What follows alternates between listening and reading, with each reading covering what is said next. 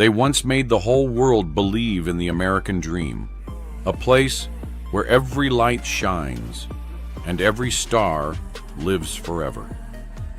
But then a woman was found in a locked room, still clutching the telephone.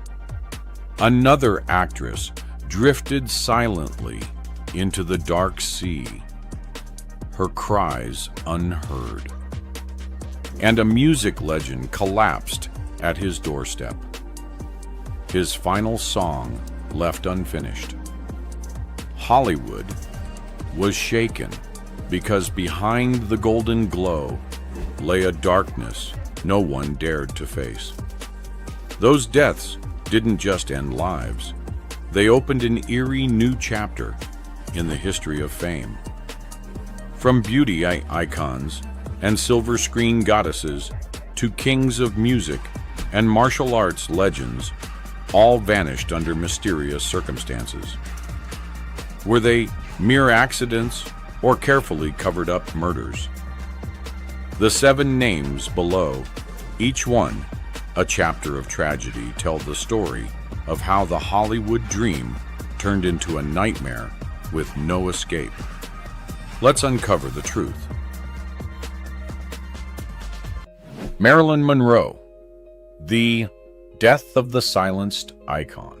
The lights of Hollywood never truly go out, yet some stars still choose to leave in darkness. And among them, the first name that comes to mind is the one the entire world once worshipped. The woman men desired, women admired, and power itself feared. She was the embodiment of beauty, success, and the American dream, everything every girl longed to become. But for that very reason, she knew too much, and sometimes the price of truth is life itself. The summer of 1962 was stifling in Los Angeles. At the small house on Wall 305, 5th Helena Drive, the lights were still on, long past midnight. Marilyn Monroe, Hollywood's brightest star, the woman who could captivate the world with a single smile, was there alone. After finishing a phone call with her friend Peter Lawford, she softly said, "Peter, don't worry. I just need a little rest."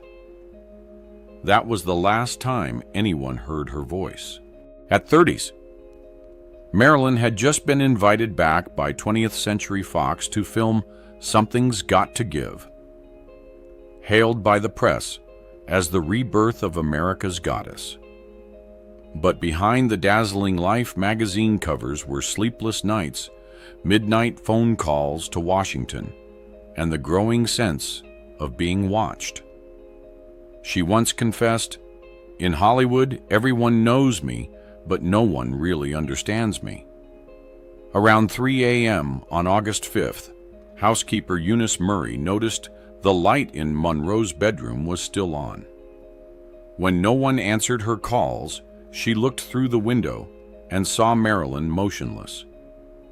When police arrived, Monroe was lying face down on the bed, her left hand still holding the telephone, an open bottle of sleeping pills nearby. The clock stopped at 3:35 a.m., but forensic reports suggested she may have died 2 hours earlier. That gap between 1 and 3 a.m. remains a question with no answer.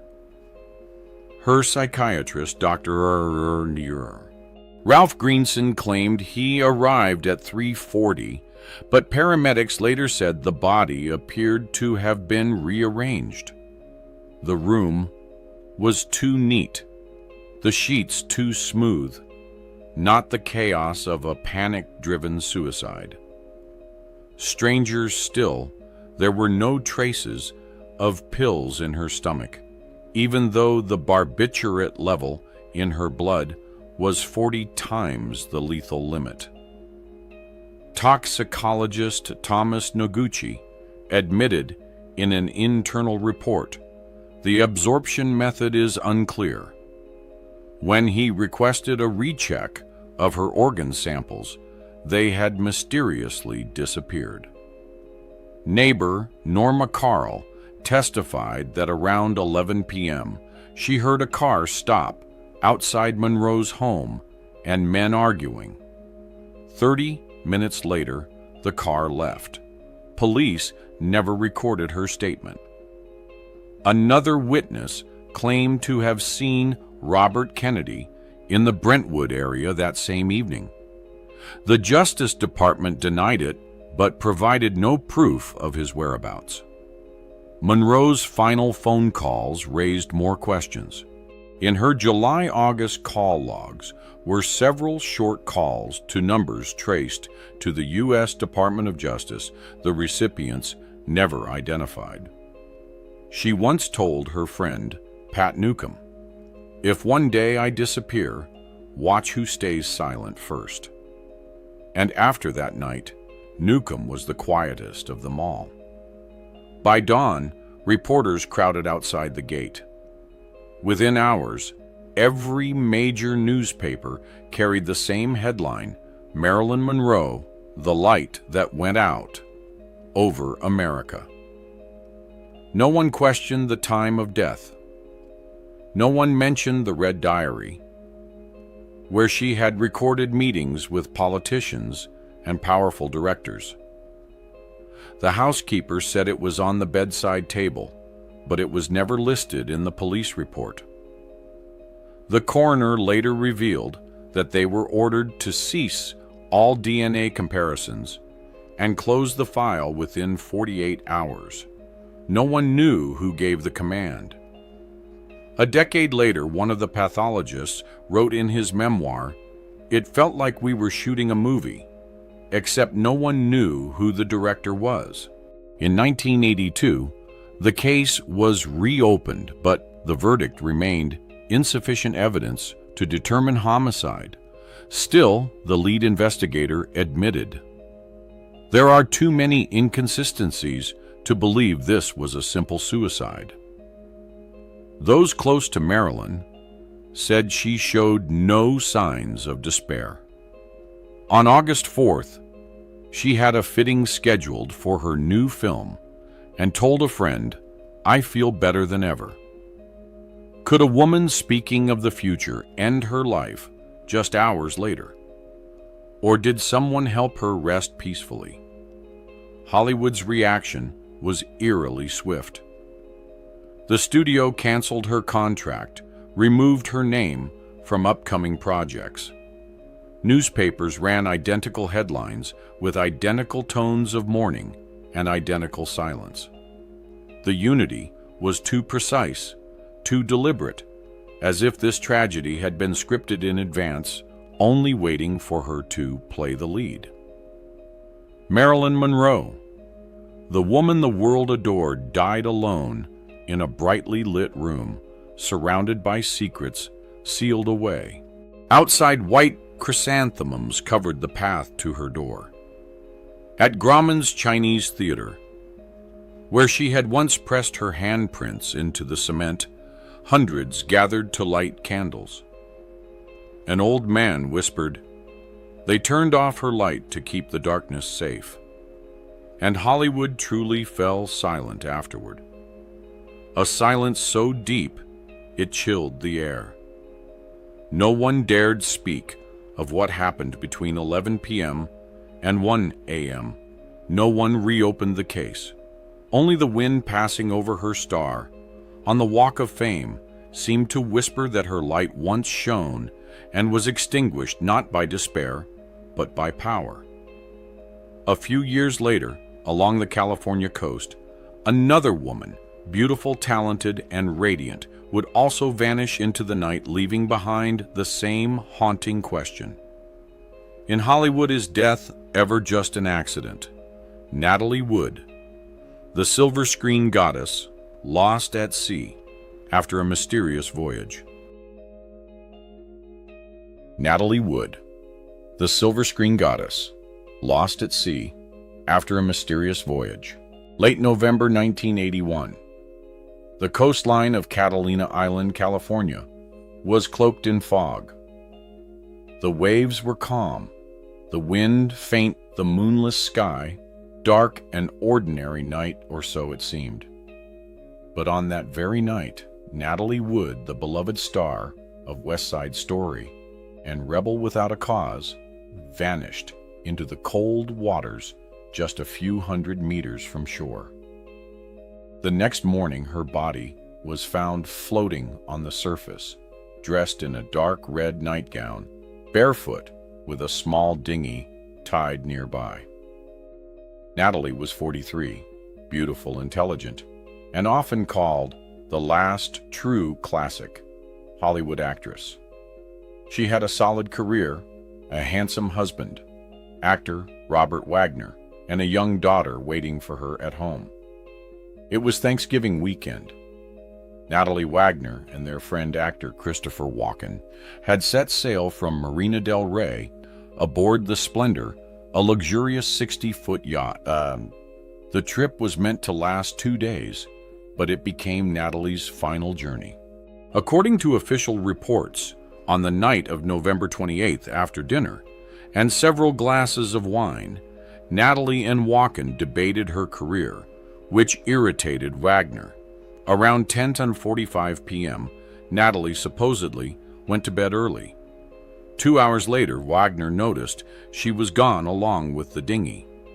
He claimed she must have gone out alone and accidentally fallen into the water. But no one heard a splash, no one heard a scream, even though the boat was anchored close to shore, and the sea that night was eerily still. What baffled the public most, Natalie Wood was terrified of water. As a child, her mother had warned her that the water will take you, and she never learned to swim.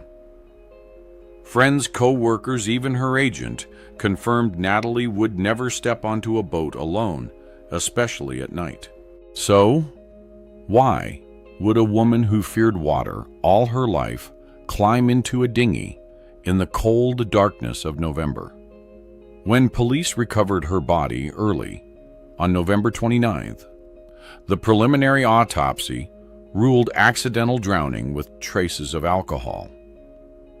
Yet the evidence told a different story: bruises and scratches on her arms and legs, as if from a struggle, a small cut on her left cheek, a swollen knee. Her nightgown was soaked and heavy, but there were no signs she had tried to remove it to swim. Those details didn't fit the accidental fall narrative. A forensic expert later stated the bruises appear consistent with someone gripping her tightly, not with bumping into the side of a boat. Then came the silence. The yacht's captain, Dennis Davern, the only other person aboard besides the 3 actors, told investigators briefly, "I didn't hear anything." He later admitted Wagner ordered him not to make noise, not to call the police yet, believing Natalie had simply gone ashore in anger. Authorities weren't contacted until nearly 4 hours after she disappeared, an unreasonably long delay. In the frigid 50° of water, 4 hours is enough for anyone to die and for real evidence to vanish. Christopher Walken maintained absolute silence. For decades, he never spoke publicly about that night. When asked in a rare 1997 interview, he simply replied, "It has nothing to do with me. It was just a sad night." His words only deepened the mystery. If it was truly an accident, why the silence? The Los Angeles County Sheriff's initial investigation concluded accidental death. The file was closed in just 10 days. No one explained why the bruises were ignored, why her blood alcohol content was unusually high, yet showed no signs of vomiting, uncommon in drowning victims. An anonymous investigator later revealed, "We were told to stop at accident, not to go deeper." He refused to say who gave the order. In 2011, nearly 30 years later, the case was reopened. Captain Davern appeared on NBC's Today Show and confessed, "I lied. I was scared." The truth is, there was a terrible fight between Wagner and Natalie that night.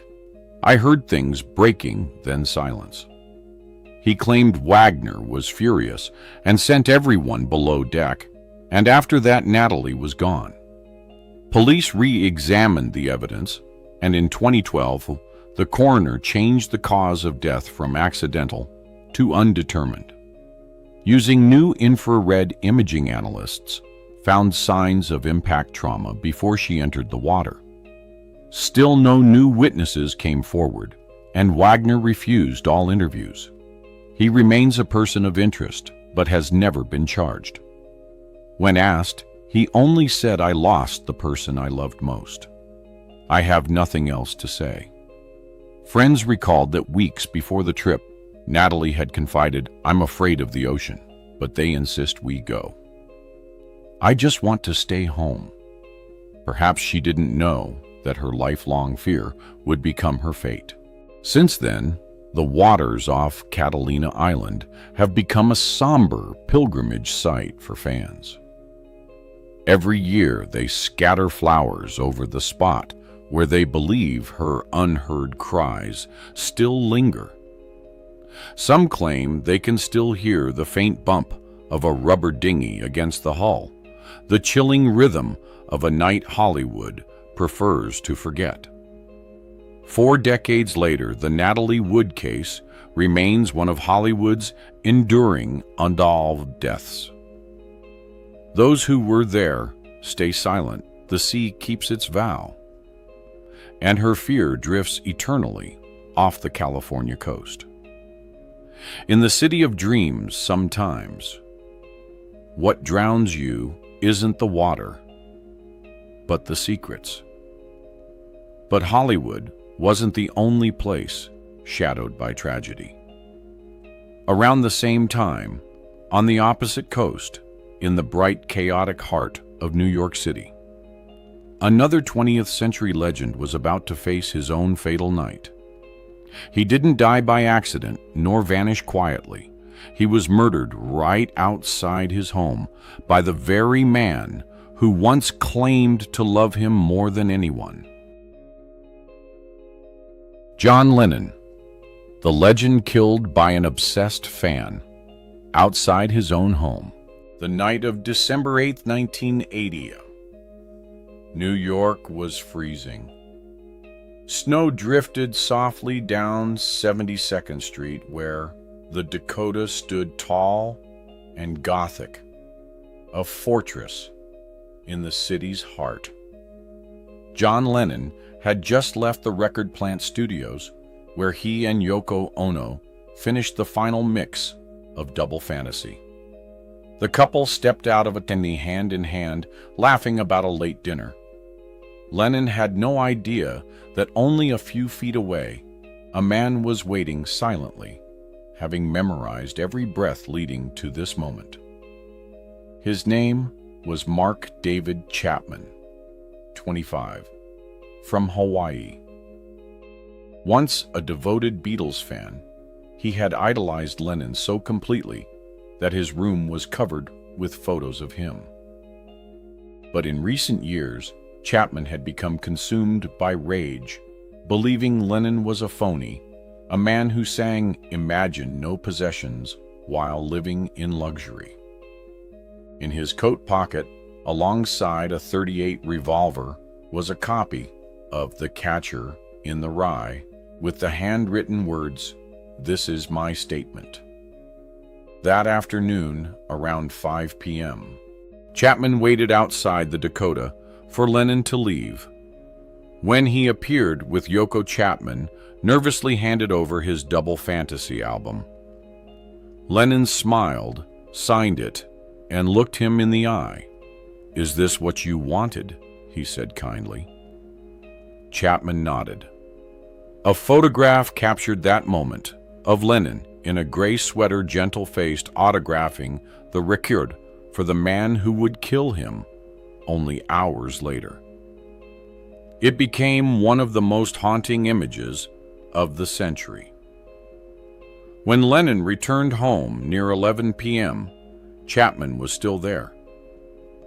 He later claimed he heard a voice commanding him to act. As Lennon stepped out of the taxi and greeted the doorman, Chapman pulled out his revolver and fired 5 shots. 4 struck Lennon in the back. Bleeding heavily, Lennon stumbled a few steps forward, whispering, "I've been shot." Yoko screamed and cradled him as he collapsed in the entryway. The doorman rushed to help, while Chapman calmly sat down on the curb, opened his copy of The Catcher in the Rye, and began to read as if the world had ceased to exist. When police arrived moments later, he said simply, "I just shot John Lennon," in a chillingly calm tone. Lennon was rushed to Roosevelt Hospital, but had lost too much blood. At 10:52 p.m., the voice of a generation was gone. Within minutes, the news spread. The world stopped. Thousands gathered in Central Park, blasting radios and speakers, letting Imagine echo through the night. People cried. People stood in silence. And they asked why.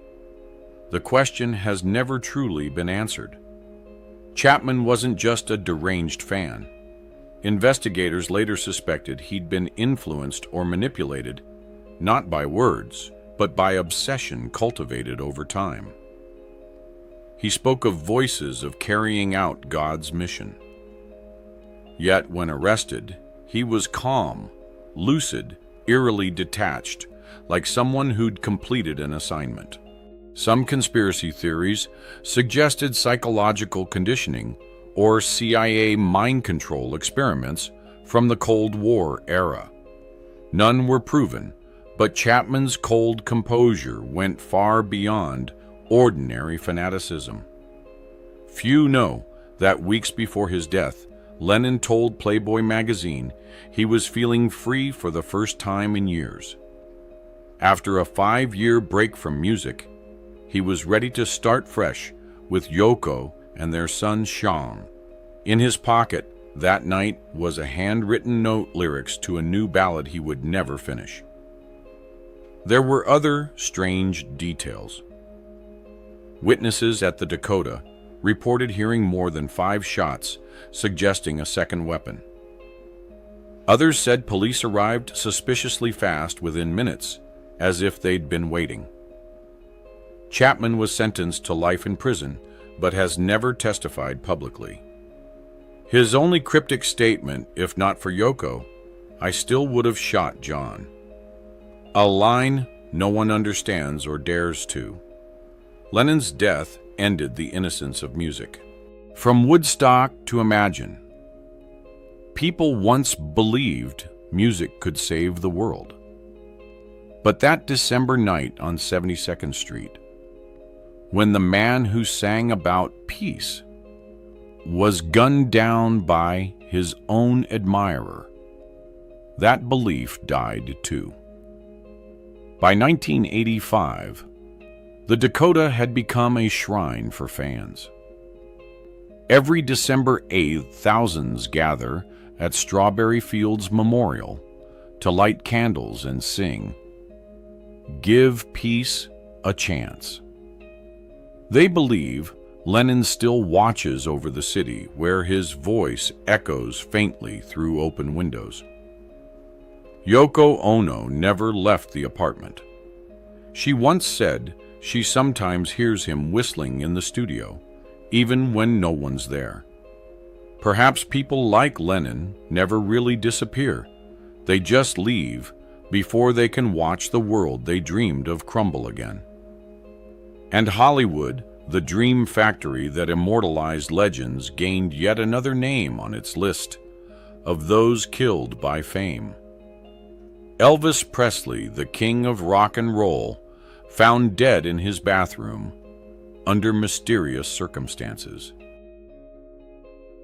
Elvis Presley, the king of rock, found dead in a mysterious bathroom scene. On the morning of August 16th, means that the air over Memphis was stifling. Inside Graceland, The lavish mansion that had once symbolized American pride.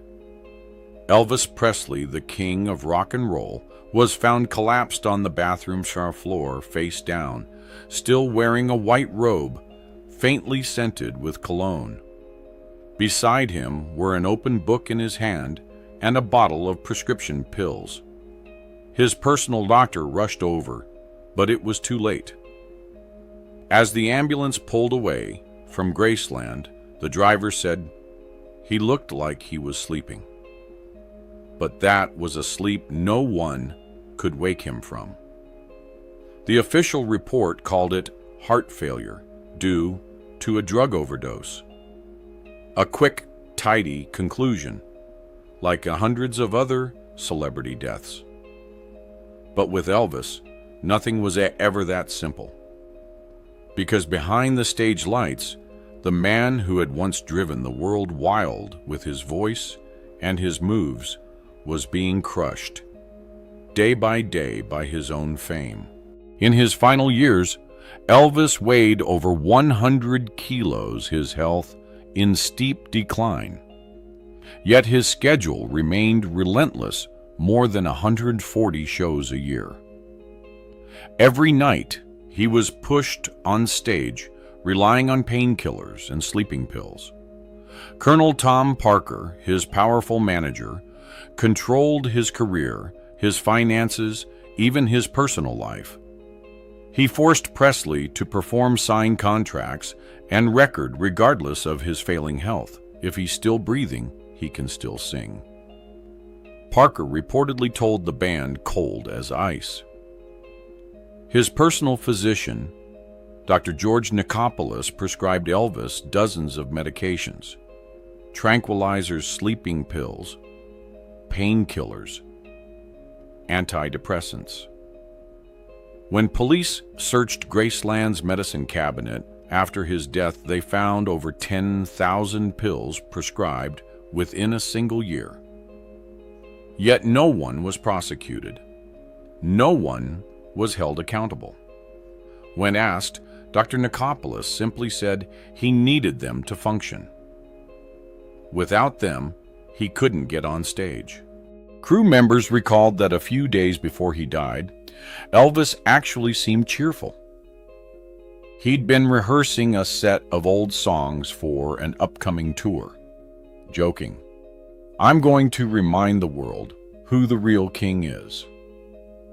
On the night of August 15th, he played piano and sang softly in his private studio until late. But around 4 a.m.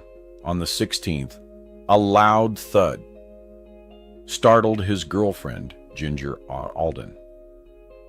I knocked, but he didn't answer. She later said, "When I pushed the door open, he was already motionless. I only remember the scent of his cologne and the chill coming off the tile." The autopsy was controversial from the first line. Doctors concluded Elvis died of cardiac arrhythmia, yet his blood contained 14 different drugs, including morphine, codeine, Valium, and Placidol, a cocktail that could kill anyone. The detailed toxicology report was sealed for 10 years, and when released, most drug names were blacked out. Why? In the public interest, they said. But the public isn't stupid. Fans knew Elvis had been crying for help for a long time. A dancer's private journal recorded Elvis said he couldn't stand Parker anymore, that they were killing him slowly, with pills and contracts. A sound engineer recalled Elvis half-joking, "If I die, don't believe it was my heart. My heart's strong. It's the people behind me who make it stop." More and more people came to believe he hadn't died naturally. One theory suggested he was poisoned, the drugs deliberately mixed to mimic heart failure. Another claimed he faked his death to escape Parker and the machine that had turned him into a puppet. In the 2 years after Elvis died, Hundreds swore they'd seen him at airports, coffee shops, even in Hawaii. The press called it the Elvis sightings, a wave that still hasn't fully ebbed. Those closest to him, however, could not laugh. They knew he was spent. Old friend Jerry Schilling remembered. He was only a shadow of himself. Every time he went on stage, he sang with whatever part of his soul was left. People thought he was addicted to pills. No, he was addicted to the audience. Addicted to being loved. Elvis died alone in the very palace he'd built to hide from the world. Graceland, once filled with laughter, now held only the sound of air conditioners and wind slipping past walls crowded with photographs. As the police left, a neighbor heard Ginger Alden whisper, "They killed him, the people who couldn't bear to lose him." On August 18th, 1977, more than 75,000 people flooded Memphis for Elvis Presley's funeral. Many fainted in the 40-degree C heat. When the casket emerged, someone played "Can't Help Falling in Love," and the crowd sang through tears as if refusing to accept their idol was gone. Soon after, Graceland's doors closed tight. But Elvis's death has never truly ended. Every year, thousands still come to Graceland, lighting candles and laying flowers, saying they feel he's still here. Some claim they hear a piano from the bathroom where he collapsed. Others swear they've seen the silhouette of a man in a white robe pass behind a pane of glass. Perhaps Elvis never left the stage at all. Perhaps he was just tired of the role others forced him to play. Conspiracy or fate? His death remains proof of the cruelest truth in Hollywood. Fame can make you live forever, and it can make you die while you're still breathing. And then, just a few years later, another man from the East carrying a dream of bringing martial arts to the world's screens also fell at 32. His death opened a curse that Hollywood still hesitates to name Bruce Lee. Bruce Lee, the martial arts legend, who died suddenly at 32. The summer of 1973 bathed Hong Kong in sunlight, and Bruce Lee stood at the peak of his fame.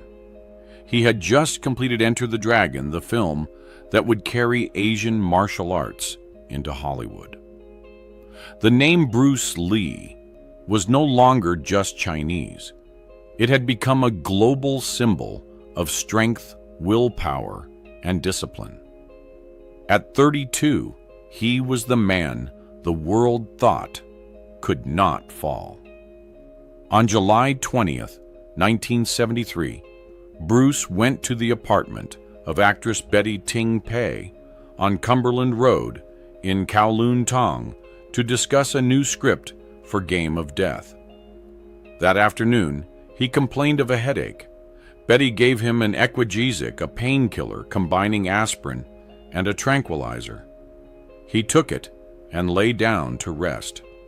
No one knew this would be the last time he was seen breathing. Around 7:30 p.m., Betty called producer Raymond Chow. In a panic, Bruce won't wake up. He was taken to Queen Elizabeth Hospital. Doctors worked for 20 minutes, but it was no use. When the news broke, Hong Kong held its breath. A man, thought to be the fittest on the planet, had died suddenly. The official conclusion: cerebral edema due to a reaction to medication. But no one believed it. Bruce Lee had no history of drug allergies, And hours earlier, he'd been healthy, laughing, talking, training, as usual. The coroner recorded 18% brain swelling, but found no common toxins. A small amount of cannabis was detected in his blood, a detail the press used to quickly brand it an accident due to illegal substances. A neat, convenient story, perfect for burying harder questions. Because if Bruce truly just took the wrong pill, why was the first call for help not to a hospital but to Raymond Chow, founder of Golden Harvest, the studio, with which Bruce was about to sign the biggest deal of his life? And why, when police arrived, did they find the scene tidied fresh?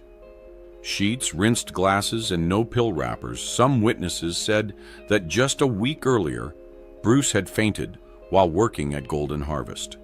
He was treated, and doctors said it was dehydration from overwork.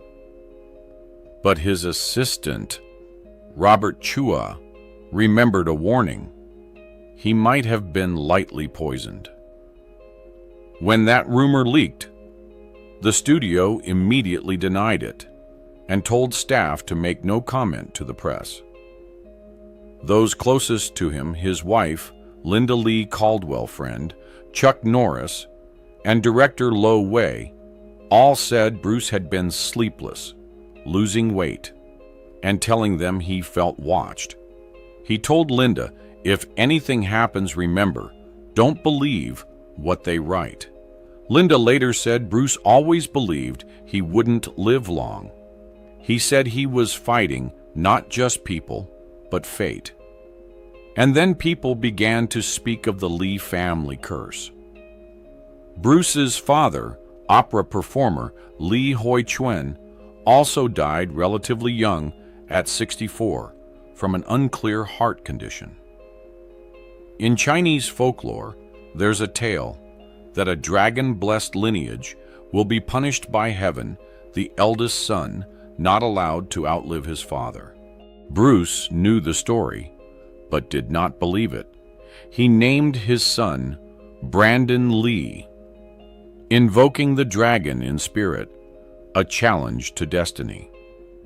When Bruce died, more than 25,000 mourners attended his Hong Kong funeral. The procession stretched for miles. Wails drowned out temple bells. A golden dragon flag draped his coffin, and the viewing glass had to be replaced after too many people reached in to touch him, as if to confirm the legend had truly died. An old monk whispered, "This man was not ill. This man was called by heaven." But which heaven? Or someone on earth? Some Western investigators believe Bruce may have been poisoned. Equagesic contains meprobamate, a central nervous system depressant. If someone altered the dose or added a take compound, it could trigger instant brain swelling. Rumors claimed a group of Hong Kong producers, angry that Bruce was breaking contracts to work with Hollywood, had hired someone to teach him a lesson. Naturally, nothing was proven. Bruce's medical files were kept privately, at the family's request. Another theory blamed the Hong Kong film mafia because Bruce refused their protection. Months before his death, he received anonymous threats. One letter read, "If you won't share, your body will be split in two." Linda Lee confirmed she saw the letter, but it vanished from the drawer after police searched their home. Bruce Lee's death shocked the world, but the quiet that followed was even more frightening. Golden Harvest issued a statement. "We have lost a friend and a brother." No mention of cause, no mention of any investigation. Hong Kong newspapers were barred from speculation. Everything was wrapped in a single short line. "This is a tragedy of fate." A year later, in 1974, Hollywood acquired distribution rights to Enter the Dragon. The film became a global phenomenon, and Bruce Lee became immortal. But fate had not finished with his family. 20 years later, his son Brandon Lee was shot dead on the set of The Crow by a prop gun, from which someone failed to remove a live round. The accident chilled everyone. Brandon died at 28, just 4 years shy of his father's age. They called it the Lee family curse. But perhaps not all curses descend from heaven. Some are made by human greed, power, and fear of a light that burns too brightly. Bruce Lee lived like a flame and was snuffed out the same way, fast, fierce, leaving a whiff of smoke that never quite fades. Sharon Tate, the pregnant star, murdered in the Cielo Drive mansion. On the night of August 8, 1969, Beverly Hills' Benedict Canyon seemed swallowed by a thick, clinging fog. High on the hill, the lights still burned at 150 Cielo Drive, the home of Sharon Tate, a 26-year-old actress, wife of famed director Roman Polanski, and 8.5 months pregnant. She had just called her husband in London, saying she missed him unbearably, and promising she would turn in early. No one knew those would be her last words. Around midnight, while the city slept, 4 strangers moved quietly toward the house: Charles Tex Watson, Susan Atkins, Patricia Krenwinkel, and Linda Kasabian. They belonged to the Manson family, a cult obsessed with apocalyptic messages preached by its leader, Charles Manson. Manson believed Hollywood was the world's den of sin, and that the famous must pay in blood. In his deranged eyes, Sharon Tate was the perfect sacrifice. The wooden gate was ajar. Dim light spilled through the windows.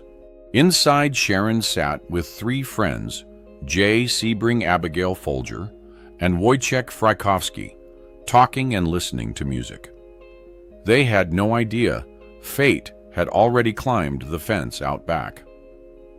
The first gunshot rang out at 12:40 a.m. Then came screams, pleas for help, and silence. When police arrived the next morning, the scene was a nightmare beyond words: blood across the floors, bodies strewn through the living room and lawn. Sharon Tate had been stabbed 16 times, her hands still cradling her belly, as if to shield the child who would never be born. On the wall, in a victim's blood, the killers scrawled "Pig," the warped emblem of the blind hatred Manson had sown in his followers. It took days for police to identify the perpetrators, as the case was initially treated as a robbery homicide. But when blood-written words, barefoot prints, and fragmentary accounts surfaced, all of Hollywood fell into panic. No one understood why strangers had chosen Sharon, a gentle actress with no scandals, as their victim. Only when the Manson family was arrested months later in a stolen car case did the truth emerge. Manson had ordered them to kill whoever is in that house, shake Hollywood to its core. Yet the crime went beyond 4 killers. Behind them was a tangle of cult dogma, pop music, and murky ties between Manson and LA's entertainment scene. Manson had been a failed musician who once met Dennis Wilson of the Beach Boys, obsessing that Hollywood had stolen his soul. When the music dream collapsed, he declared, "If I can't be famous for art, I'll be famous for blood." And Sharon Tate, the symbol of beauty, love, and purity was exactly the symbol he set out to destroy.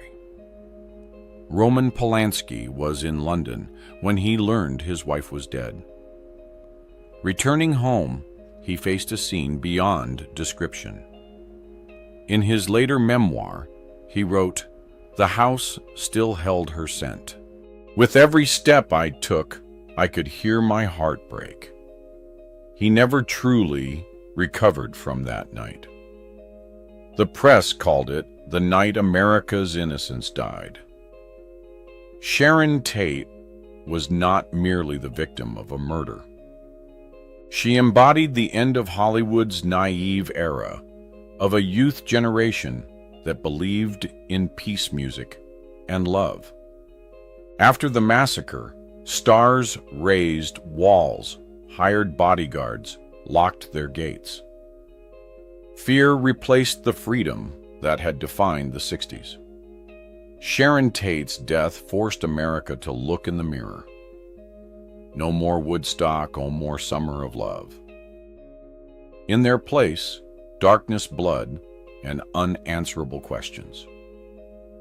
How could someone like Charles Manson, once a drifter singer, control people like puppets?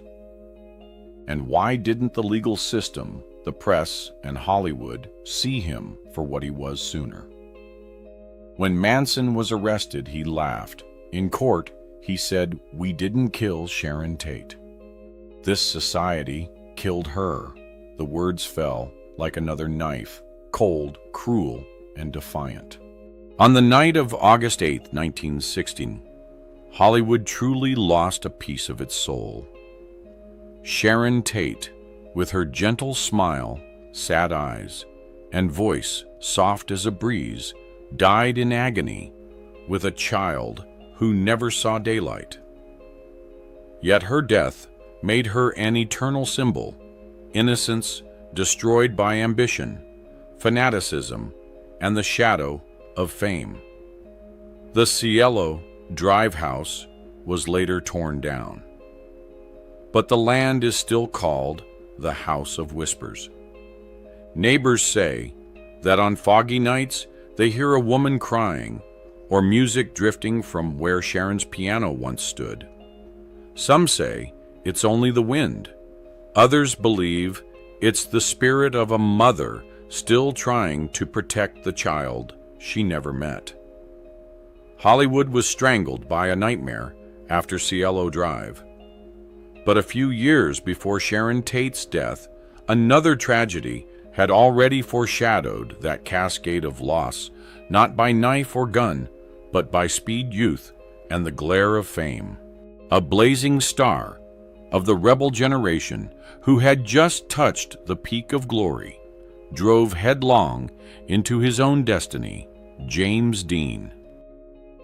James Dean, the star, who died young in a crash at the height of his glory. On the afternoon of September 30th, 1955, California's Highway 466, now Highway 46, glowed gold in the setting sun. In a gleaming silver Porsche 550, Spider James Dean, the 24-year-old idol of Rebel Without a Cause, drove toward the Salinas racetrack with friend Rolf Wutherich. On the car's body, he'd painted the words, "Little Bastard." Hours later, that playful taunt would feel like a grim omen. Dean, an amateur racer, craved speed. "Racing helps me forget Hollywood," he used to say. That afternoon, police ticketed him for speeding. Dean laughed, signed the citation, and roared off. It was the last ticket he would ever receive. Around 5:45 p.m., at the Cholum Junction, where highways 46 and 41 meet, a black Ford Tudor driven by student Donald Turnipseed made a sudden left turn cutting across his path. In a split second, Little Bastard slammed into the Ford's side at over 140 km/h. The impact pulverized the Porsche. Dean died almost instantly. Police arrived minutes later to find Dean still belted in head, slumped against the wheel, eyes open. The report was terse. Severe cervical and thoracic trauma. To Hollywood, it wasn't merely a crash. It was the moment an entire generation lost its symbol of youthful rebellion. Dean made only 3 films east of Eden. Rebel without a cause giant, yet each felt like a prophecy of his early death. In Rebel, he cries, "You're tearing me apart." The line became his unspoken epitaph to Hollywood. Friends said that in his final days, Dean often mused, "I'll die young, but I'll die while I'm driving." After the crash, odd details emerged. Some witnesses reported a flare-like flash before impact, but the detail never appeared in official files. Rescuers said the chassis felt hot, as if something burned inside, though no flames were seen. A mechanic noted a steering issue common to the Porsche 550, but the manufacturer stayed silent. Others whispered that Dean was being watched, that he was about to expose the studio's dark side, where young actors were exploited by soundtracks and stimulants. No proof surfaced, but the studio's absolute silence convinced many that something was being hidden. When Little Bastard was towed to George Barris's garage, the curse had only begun. The wrecked chassis was sold to racer Troy McHenry, who died in a crash weeks later. Another driver, William Eschrid, used a salvaged wheel and flipped his car, suffering grave injuries. Later, when the frame was displayed at an exhibit, a support cable snapped, the Porsche fell and broke a boy's leg. The car became a cursed relic, and no one dared touch it again. Hollywood mourned James Dean as if youth itself had died. His funeral in Fairmount, Indiana was quiet, but thousands across America tuned their radios to play "Love Me Tender" as a collective farewell. Elvis Presley, who would later inherit that incandescent glare, said Dean was the only one who knew what it felt like to be loved by the whole world and still be lonely. Even after the funeral, the story did not end. Some investigators argued the crash wasn't entirely random. Dean had clashed with insurance firms after refusing to shoot a safe driving PSA, angering industry players. Days before he died, he said in an interview, "They always tell me to slow down, but if someone wants me to stop, they'll have to kill me." The words became his cruelest prophecy. After Dean's death, a small marker was placed at the crash site, the James Dean Memorial Junction. Each year, fans leave flowers, caps, and photos by the roadside.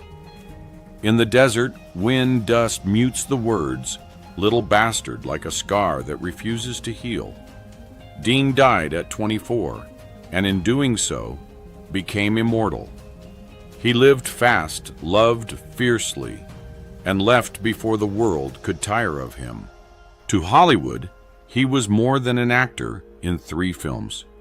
He was the embodiment of youth, the most beautiful and the most fragile thing of all. If you believe that every spotlight comes with a price drop, a comment below. Which death do you find the most mysterious? Don't forget to like, share, and subscribe to keep journeying with us into Hollywood's darker side, where stars don't just shine. They're sometimes burned by their own light.